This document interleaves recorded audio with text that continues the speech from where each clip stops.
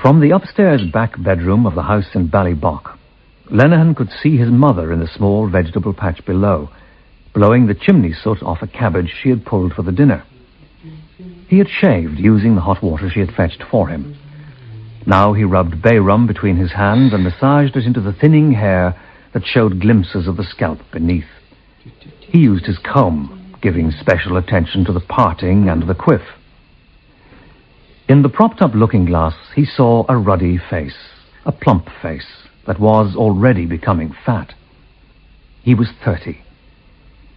From below the breeches of his shiny Sunday-best suit, there peered out the toes of white rubber shoes. He put on his yachting cap, that had never been nearer to the sea than Butt Bridge, and tilted it rakishly. He took a step back, this time to inspect himself in the long wardrobe mirror, and what he saw was every inch a young man about town. Except he tapped one pocket of his trousers, and then the other, and from neither came the comforting clink of coins. He heard his mother's voice as she greeted a neighbor across the garden railing, and on an impulse he hurried downstairs. In the kitchen, he furtively took down from the dresser's topmost shelf a milk jug that had no handle. He emptied its contents on the newspaper that served as a tablecloth. From the front page, the face of Edward VII, soon to visit Dublin, looked up at him. There were some coppers and 2 sixpenny pieces. He took one of the sixpences and put it into his pocket. He scooped the other coins back into the jug and quickly put it back on the dresser as the scullery door opened. He was safely at his place at the table when his mother came in. You're up, so? Your father's out this half hour. I suppose he's with the other human scaffolding. All of them holding up Monaghan's pub. She uncovered a plate from the hob and revealed to Lenihan his breakfast of sausages, a rasher, black pudding and fried bread. Get that down you before you miss the 12 o'clock. One heathen in the family's enough. Then, to his alarm, he saw her go to the dresser and reach up for the milk jug. What are you doing? What do you think I'm doing? You'll want a penny for the collection plate. Oh, you needn't. I mean, I have money. Oh, but Sunday. You with money in your pocket after a Saturday. I have a tenner. Look. Well, there must be a blue moon out. And before you ate that breakfast, bless yourself. Do it. Yes. Are you in for your dinner? Dunno yet. Dunno. You'll come when it suits you. As soon as he had finished eating, he took a light waterproof from a peg in the hall and slipped out, ignoring his mother's cry. Bless yourself. He walked over Ballybock Bridge, lost in the image of himself as a boulevardier. 2 girls passed on their way to Mass and hugging prayer books to their bosoms. Lenihan stepped to one side and raised his cap with a flourish worthy of a D'Artagnan. Ladies? Lenihan took the jibe as a compliment. Outside Monaghan's public house, which was not yet open, his father was standing with 3 of his cronies, their posteriors propped against the low sill of the window. Lenihan took up a place beside his father. It was a full minute before the older man acknowledged his presence. I've nothing for you. I say there's nothing doing for you here. All I've on me is the price of a glass of plain. You ought to try one of your go-by friends for the touch. I'll get a proper job. 12 o'clock, men. They already beat it down, O'Connell. The men crossed themselves. Inside the public house, as if the Angelus bell were a signal, a key was turned and a bolt drawn. It was opening time. The waiting men dusted their backsides and shuffled in. Lenihan, left alone, continued his walk. That it was Sunday mattered little to him. He had no regular employment. He was a sporting vagrant armed with a vast stock of stories, limericks and riddles. It was the price he paid for admission into the society he aspired to be part of. Most people considered him a leech and a hanger-on. In spite of this, his adroitness had always warded off any general policy against him. No one knew how he achieved the stern task of living, but his name was vaguely associated with horse racing. When anyone listened to him, which was seldom, he was a tipster. Today, when he had walked for a time, he came to another public house, the Colleen Bawn in Rutland Square. Listening at the door, he heard familiar voices. He went quietly in. It was a peculiarity of Lenihan's that he did not like to be seen entering or leaving a room. He would ease himself quietly to the borders of the company and wait, still unobtrusive, until he was included in a round. Entering the bar, he saw 3 acquaintances of his, Dignam, Kelly and Walsh, and a friend, Jem Corley. This Corley was well-built and good-looking. He affected a small moustache and wore his hat tilted at the side of his head, in a manner imitated by Lenihan. He was holding forth. He says to me, he says, "Oh, very pontifical. A young man might harbour less worthy ambitions in life," he says, "than aspire to follow in his father's footsteps." Well, I told him.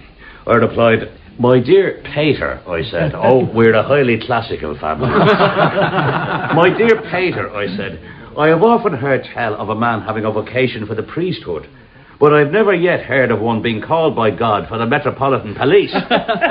Oh, that's good, be the hokey it is. What is he, a sergeant? Who, the Pater? An inspector, do you mind? What answer did he make? He called me a whelp and made a run of me, whereupon I allowed discretion to be the better part of it. Hold fast, man. Look who's in our midst. Lenihan, come out of thin air as usual. Where the devil did you appear from? I was here. Like hell you were. Oh, proper Goby the was. I swear I was. Corley, what is it you call him? What is your name for Lenihan? Say it. He is your... My familiar. He gave Lenihan a nod that said, "You and I are out of the common mould. Let us humour them." Too bloody familiar. Now whose twist is it? Corley? Yeah, Corley, your shout. Well, given the necessaries, I would willingly shout until hoarse. Alas, it is a case of when the ship comes in. Here it comes. The good ship, my twist.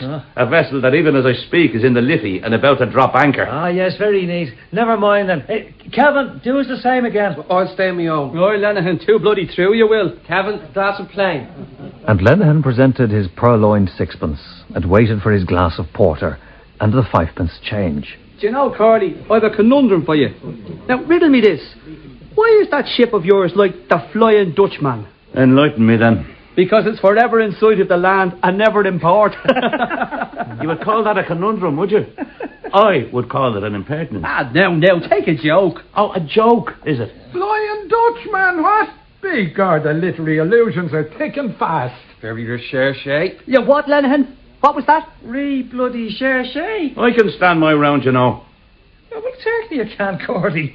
Who's saying anything to the contrary? You just be here at 10 this evening. You'll find out. Do you mean we'll hear the clanking of an anchor chain? You will, and you might hear the train of it. Man, that'll do you. Yeah, not now of a Sunday.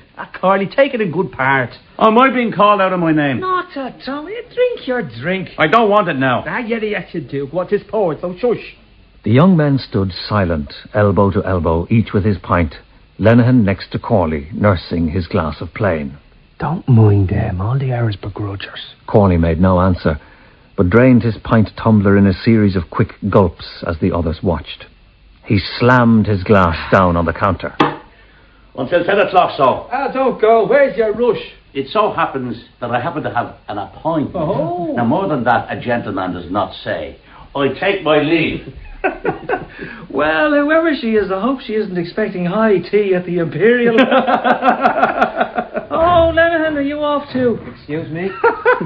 Where I go, my shadow follows. Yes, hurry now before he's calling you. Go on, run! Corley! Lenihan hurried to catch up with his friend. Hey, Corley, slow down. Will you wait for a fella? Corley, the son of a policeman, had inherited his father's frame and gait. He walked with his hands by his sides, holding himself erect and swaying his head from side to side.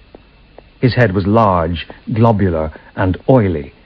It sweated in all weathers. Wait for me. And his large, round hat, set upon its sideways, looked like a bulb which had grown out of another. He stared straight before him as if he were on parade, and when he wished to gaze after someone in the street, it was necessary for him to move his body from the hips. At present, he was about town. Whenever any job was vacant, a friend was always ready to give him the hard word. He was often to be seen walking with policemen in plain clothes, talking earnestly. He knew the inner side of all affairs and was fond of delivering final judgments. His conversation was mainly about himself, what he had said to such a person and what such a person had said to him, and what he had said to settle the matter. Well, so where are we off to, huh? Oh, walk then, I'll keep up. The swing of Corley's burly body made Lenihan execute a few light skips from the path to the roadway and back again. Oh, that was a good answer of yours, an appointment. And more than that, a gentleman does not say. Oh, no. That took the Cherche biscuit. An appointment, what? Are you suggesting that I do not have an appointment? What? God, no. Well, that's all right then. So don't they even know who with? What? The old reliable. No, it is not the old reliable. It's a new reliable. You what? By God, but you're a goer. A new filly for the stable, huh? So will I slope off? This took some time. My AP isn't until 6. Grand. Well, then I'll keep you company. So whatever happened to number 1? Who? Numbered 101 more like. God, but you're a gay Lothario, and a proper kind of Lothario. Number 101 is gone from me. Sent off home in disgrace to wherever it is. The fastest is a County Clare. What's up? Across the way from us. It's the old fella. Sing dumb. What? Say nothing. Walking opposite, a tall, erect man in the uniform of an RIC inspector. With him, a man in plain clothes. Stay there. Is it yourself, then? It is. It is what? Sir. Martin, this, God help me, is my eldest. Detective Sergeant Meldrum. How are you, boy? Who's that fellow there that's with you? Oh, friend of mine. He's nobody. Is he so? A skulker by the look of him. Would you not say so, Martin? I have my eye on him. Aye. A skulker of the First Order. And where are you and the nobody off to? Just for a walk, sir. Then smarten yourself up. Go on, stand up straight. Don't slouch. Quick march then. Go on. Be off with you. Right. Left. I had a good job and I left. Right. Left. Corley and Lenihan walked to Carlisle Bridge and up the quays to the Phoenix Park. They lay on the grass of the 15 acres and watched young lads playing hurley. One team in green jerseys, the other striped yellow, like wasps.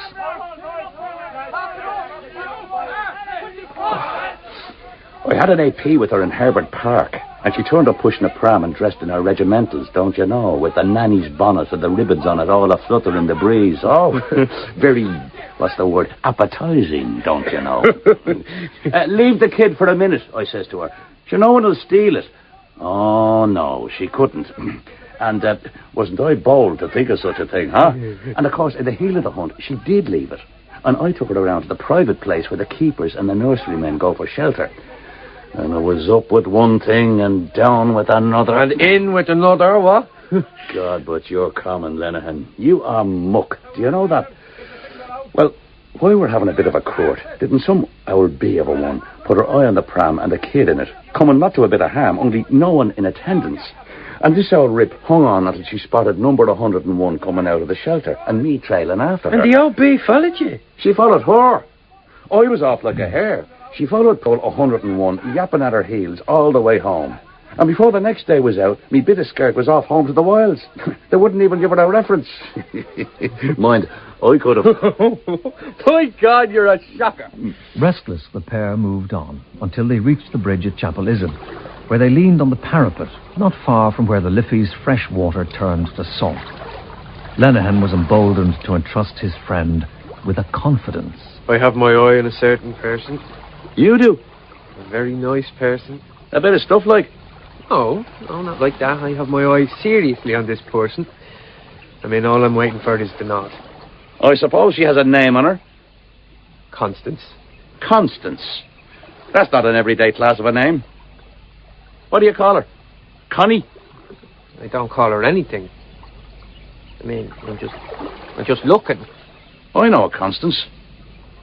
Nagel. Constance Nagel. Her old fella owns Nagel's, the big pub in Irishtown. Him and his 2 brothers. Is she the one? I've never said yes, I or no to her. Hey, get sense, will you?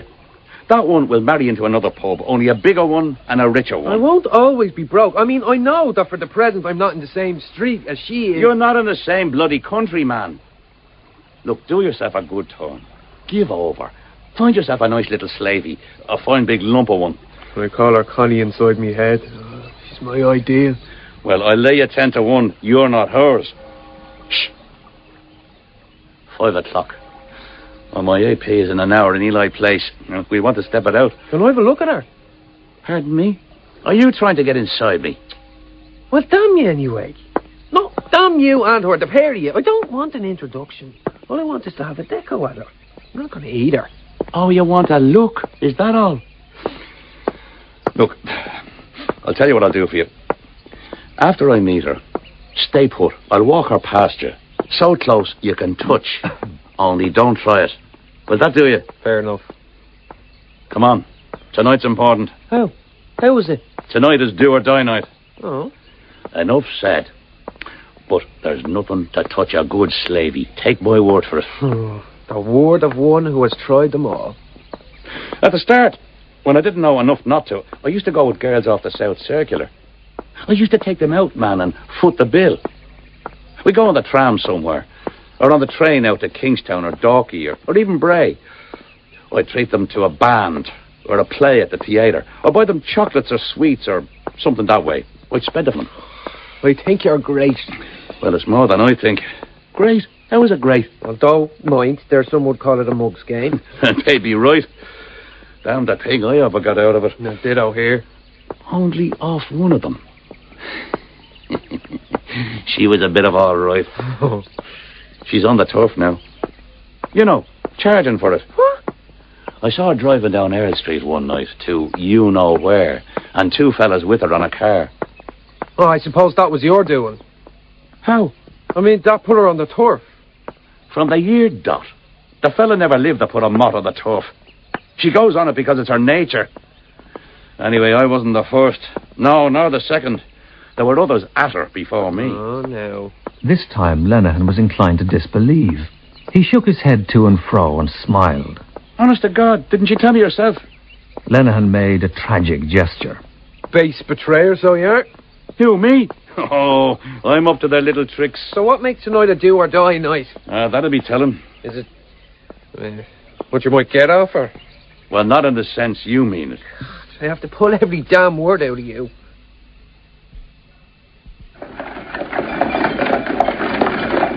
As they passed along the railings of Trinity College, Lenehan skipped out into the road and peered up at the clock. Time enough. She'll be there all right. I always let her wait a bit. They walked along Nassau Street and then turned into Kildare Street. Not far from the porch of the club, a harpist stood in the roadway, playing to a little ring of listeners. He plucked at the wires heedlessly, glancing quickly from time to time at the face of each newcomer, and from time to time wearily also at the sky. His harp, too, heedless that her coverings had fallen about her knees, seemed weary alike of the eyes of strangers and of her master's hands.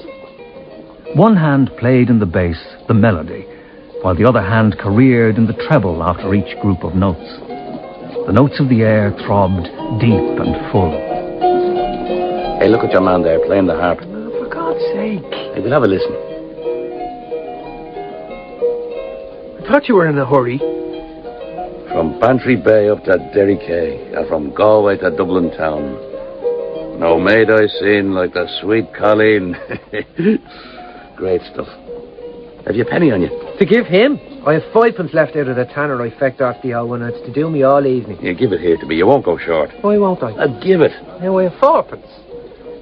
There you are. More power to you. Come on, so. Lenehan offered his friend a cigarette. As the 2 young men walked on through the crowd, Corley occasionally turned to smile at some of the passing girls. But Lenehan's gaze was fixed on the large, faint moon, circled with a double halo. He watched earnestly the passing of the grey web of twilight across its face. At length he said, Well, tell me, Corley, I suppose you'll be able to pull it off, eh? Corley closed one eye expressively as an answer. Is she game for that? Oh, you can never know women. She's all right. I know the way to get around her. It's 20 after. She'll wait. She's a fine, decent tart. That's what she is. You want to know what I'll get off her? Go on, then. Well, one night, man, I was going along Dame Street, and there she was on the Waterhouse's clock. Waiting for me, says I. Well, whoever she was waiting for had given her the go-by, so in steps James. Trust you. I walked her around by the canal, and she told me she was a slavey in a house in Bagot Street. Well, easy does it. So that night, I put my arm around her and gave her a bit of a squeeze. Then the following Sunday, I met her by appointment. I took her out to Donnybrook, and I brought her into a field by the side of the Dodder. Oh. Man, it was great. Oh, God. She told me she used to go with a dairyman. Well, whoever he was, he had her well trained. Cigarettes every night she'd bring me, and pay the tram out and back. And one night, didn't she bring me 2 bloody fine cigars? Go to hell. On my word of honour. Oh, the real cheese, you know, that the old fella used to smoke. What? Where she works. Wake up. I tell you, you're too bloody reckless. How am I? And you'll be caught out. Me? I wouldn't steal a pin. That's her lookout. I mean, you'll get her in the family way. Not at all. She knows what's what. Well, maybe she thinks you'll marry her. Pity about her, then. Listen, I told her I was out of a job. Well, you hear? I told her I was sacked out of Pimm's. She doesn't even know my name. I was too hairy to tell her that. But she thinks I'm a bit of class, you know. Well, of all the good ones ever I heard, that emphatically takes the biscuit. It's good, what? And if it's not too inquisitive to ask, what makes tonight so... What was it? Do or die? Oh, I'm saying nothing. Except that I might do a bit better than get myself a couple of the old fellow's cigars. She'd never. I know the way to get round her. She's a bit gone on me. Well, that's as may be, but you... The 2 young men walked up the street without speaking. When they reached Stephen's Green, they crossed the road. Here, the noise of trams, the lights, and the crowd released them from their silence. There she is. The young woman who stood at the corner of Ely Place had her Sunday finery on. Her blue serge skirt was held at the waist by a belt of black leather. The great silver buckle of her belt seemed to depress the centre of her body, catching the light stuff of her white blouse like a clip. She wore a short black jacket with mother-of-pearl buttons and a ragged black boa. A bunch of red flowers was pinned in her bosom, stems upwards. She stood on the curbstone, swinging a sunshade in one hand. Her body was short and muscular. Rude health glowed in her face, on her fat red cheeks, and in her unabashed blue eyes. Move away from me. Why? If she sees I'm with someone, she'll be curious. The fewer stories I have to make up, the better. Will you walk her past me? Yes, only don't salute me. She thinks I'm bored alone. Hey, where will I see you? There, corner of Marion Street. She has to be in at 10. Well, you told the lads you'd meet them at 10. It's a good step of the legs. Maybe we'll take a cab. We're working all right now. Corley sauntered across the road, swaying his head from side to side. His bulk, his easy pace, and the solid sound of his boots had something of the conqueror in them. He approached the young woman and, without saluting, began at once to converse with her. She swung her sunshade more quickly and executed half-turns on her heels. Lenihan observed them for a few minutes. Then he walked rapidly along beside the chains to some distance and crossed the road obliquely. As he approached Ely Place corner, he found the air heavily scented. The girl had taken Corley's arm, and he led her along Merrion Row, past the railings of the Huguenot Cemetery and the portico of the Shelbourne Hotel, where Lenihan had retreated. As they went past, she had eyes only for Corley. Lenihan took off his cap, and after about 10 seconds, Corley returned a salute to the air. This he did by raising his hand vaguely and pensively changing the angle of position of his hat. As she smiled, Lenihan saw that she had a straggling mouth and 2 projecting front teeth. He kept the pair in view until he had seen them climbing the stairs of the Donnybrook tram. Then he turned about and went back the way he had come. He thought of them lying in the field by the Dodder. He walked listlessly around Stephen's Green and then down Grafton Street. Though his eyes took note of many elements of the crowd through which he passed, they did so morosely. He found trivial all that was meant to charm him, and did not answer the glances which invited him to be bold.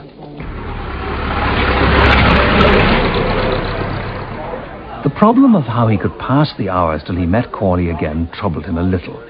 He could think of no way of passing them but to keep on walking. He turned to the left when he came to the corner of Rutland Square, and felt more at ease in the dark, quiet street, the sombre look of which suited his mood. He paused at last before the window of a poor-looking shop over which the words "Refreshment Bar" were printed in white letters.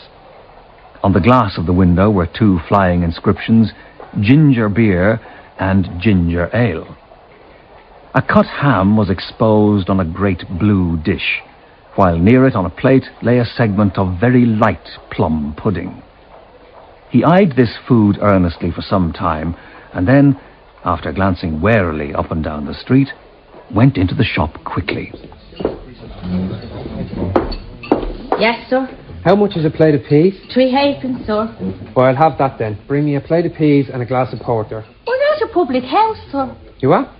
We haven't a licence, if you please, sir. Oh. Well, in that case, bring me ginger beer. It's better than nothing, what? Yes, sir. Slatternly and all as she was, she had called him Sir. And what was more, a silence had fallen as he walked in. The others, a couple of mechanics by the look of them, and 2 work girls, had taken him to be a gentleman. And so I could be. What's stopping me except the want of a few shillings to rub together? I'm as good as the next one and better than most. A knob that drives past me in a car. Where is the difference between him and me? Except for the gold sovereign that's in his pocket and the few copper halfpennies that's in mine. I'm tired of knocking about and pulling the devil by the tail. I'm sick, so I am, of shifts and schemings. God almighty, I'll be 31 in November and I'm still at home. Will I never get a good job?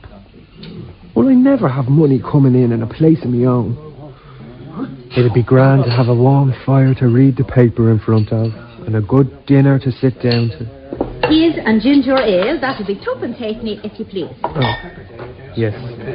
And the odd halfpenny for your good self. Thank you, sir. And now I have a penny left. I'll warrant that waitress, poor as she is, has more in her apron pocket than I have to me name. Oh, I hope to God that Corley brings it off, for if he doesn't, I'm done for. His face was heated. To appear natural, he pushed his cap back on his head and planted his elbows on the table. The mechanic and the 2 work girls examined him point by point before resuming their conversation in a subdued voice. The girl brought him a plate of hot grocer's peas. He ate his food greedily. The peas aren't bad. Grocer's peas. And lashings of vinegar. And black pepper, nothing like it. I'll be back. Yes, definitely. Make a note. A bit hot in the tongue, mind. I wonder if he's asked her yet. No, not him. He's too cute. He'll leave it to the last. When he's home and dry with her, that's the time she'll be, what's the word? Amenable. Queer, though. When a fella has had his bit of fun, he couldn't care less. Be honest, chances are he's sick of the sight of her. With women now, it's the opposite. They're all dewy and over you. Yours for life. How does it go? Just like the ivy on the old garden wall. In his imagination, he beheld the pair of lovers walking along some dark road. He heard Corley's voice in deep, energetic gallantries, and saw again the leer of the young woman's mouth. This vision made him feel keenly his own poverty of purse and spirit. Experience had embittered his heart against the world, but all hope had not left him.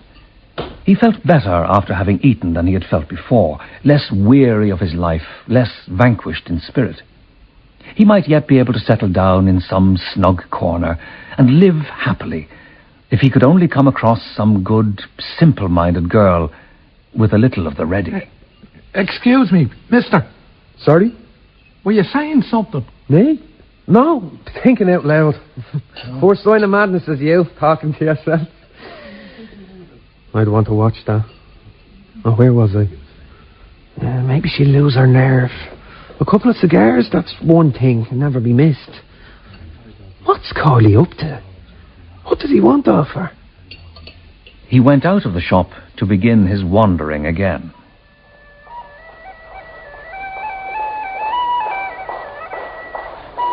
Well now, I feel better. I might walk down the Dodder and cut off to Irish Town. Maybe get a glimpse of Constance Nagle, give her a respectful salute. Maybe she'll remember me from the last time, the mysterious stranger. Mind, she'd never be downstairs in a pub. No, not her, too well bred. I wouldn't let her. Sunday evening, though, she might be out at devotions. Now, what church would she go to? The one in Ringsend or the Star of the Sea in Sandymount?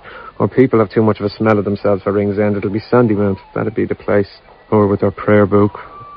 Fingers meeting in the holy water, just a touch. Accidentally on purpose. Oh, excuse me. See the pink in her cheeks? And then what?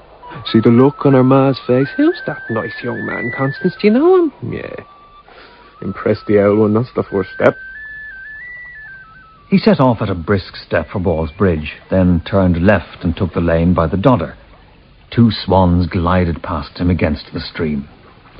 Past London Bridge Road, he saw Nagel's public house facing him.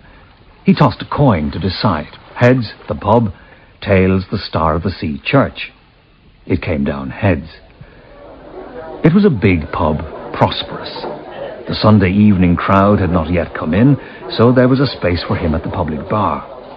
He ordered a pint of plain, then espied a discarded cigarette packet on the counter.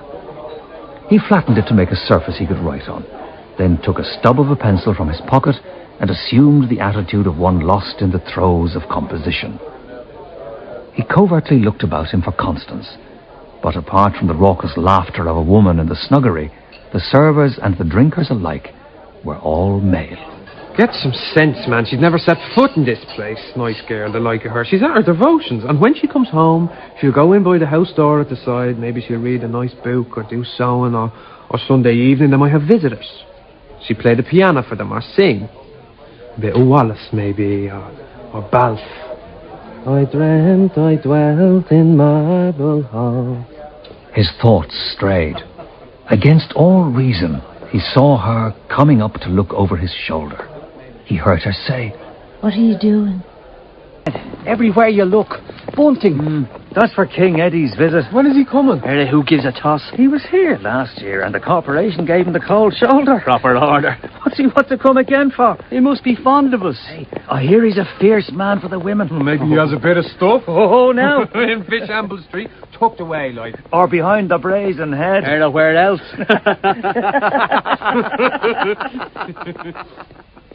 They went into Trinity and sat on a bench in College Park.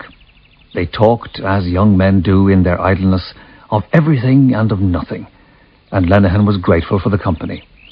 At 9:30 he parted from them. He and Corley would meet them, he said again, in the Colleen Bawn. He left Trinity by the back gate and walked to the top corner of Merrion Street, where he took his stand in the shadow of a street lamp. Where is he? Where is he? Whatever it is he's up to, God send he pulled it off. He suffered all the pangs and thrills of his friend's situation as well as those of his own. But the memory of Corley's slowly revolving head calmed him somewhat. His eyes searched the street. There was no sign of them.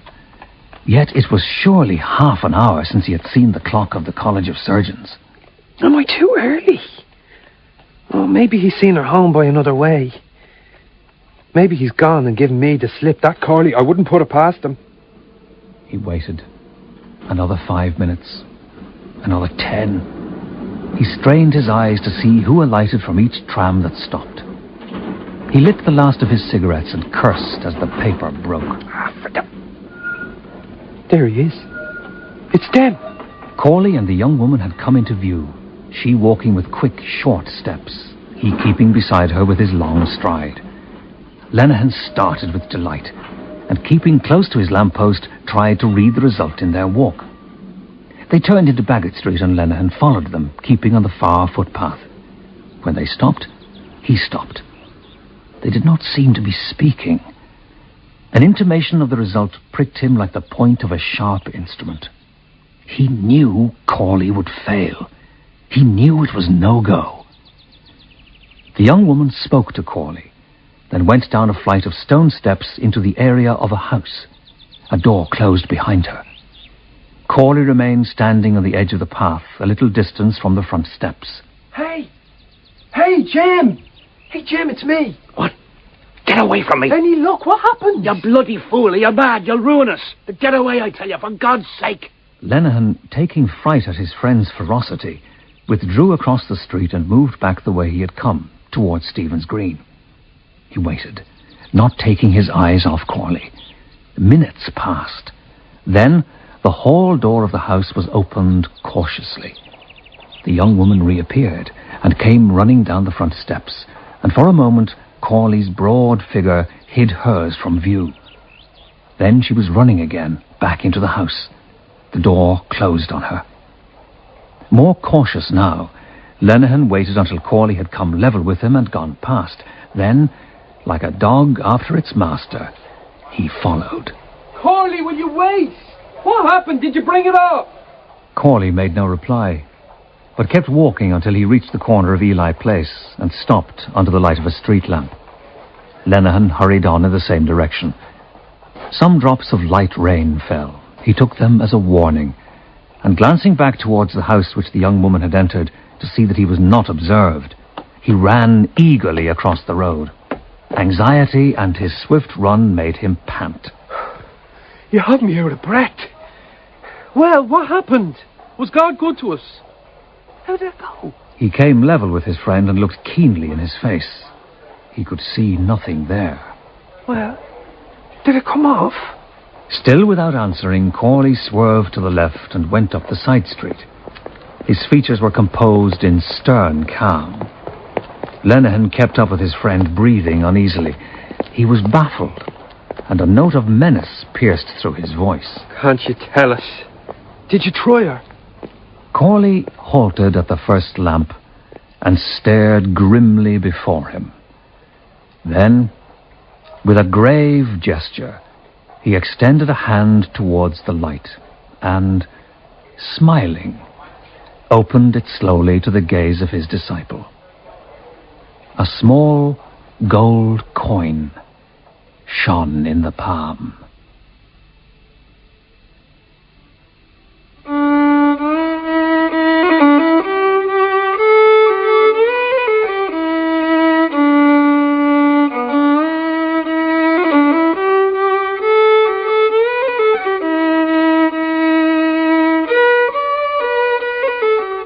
In Two Gallants by James Joyce, dramatised for radio by Hugh Leonard, Andrew Scott was Lenihan, Barry McGovern Corley, Joe Taylor Inspector Corley, Anya McCartney Constance, Johnny Murphy the barman, and the narrator Bosco Hogan. Music was performed by Pagan Celtic Rain. The production assistant was Sarah Benheim. The play was directed by Peter Kavanagh.